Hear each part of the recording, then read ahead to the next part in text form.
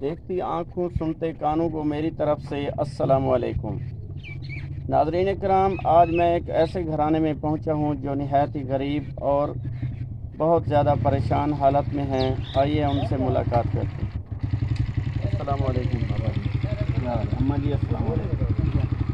क्या हाल है बाबा जी? ठीक हो? सेहत तबीयत ठीक है?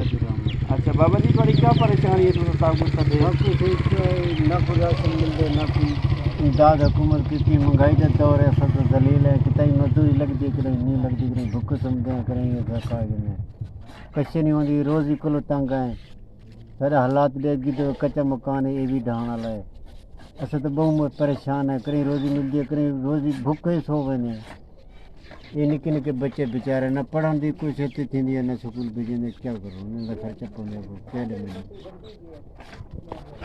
नाज़रीन कराम, इस बाबा जी का कहना है कि मेरे छोटे छोटे बच्चे हैं और मैं बहुत ज़्यादा परेशान हूँ। इनको स्कूल पढ़ाने के लिए मेरे पास पैसे नहीं हैं जो मैं इनको स्कूल में दाखिल कर सकूँ।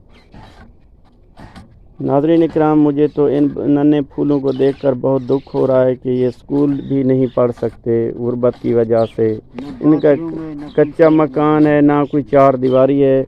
आइए नाज़रीन, मैं इनके घर का आपको भी विज़िट करवाता हूँ। ये देखें, कच्चा मकान है जो बिल्कुल डैमेज हो चुका है। ये देखें नाज़रीन इकराम, बाबा जी का चूल्हा है। मुझे तो लग रहा है इसके 2 दिन से कुछ पकाया भी नहीं है।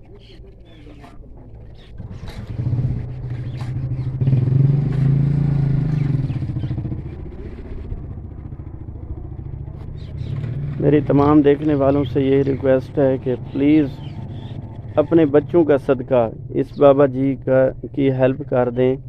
अल्लाह ताला आपको अजर अज़ीम देगा। ये देख रहे हैं नाज़रीन किराम, बाबा जी का घर जो डैमेज हो चुका है, बिल्कुल डैमेज हो चुका है।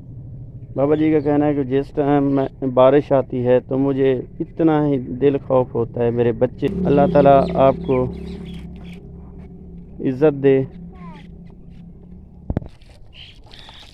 चला चला भाई।